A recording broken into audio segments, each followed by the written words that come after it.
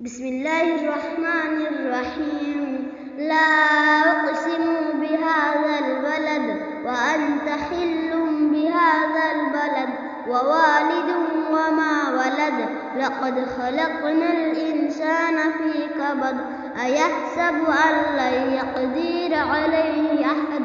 يقول أهلكت مالا لبدا. أيحسب أن لم يره أحد.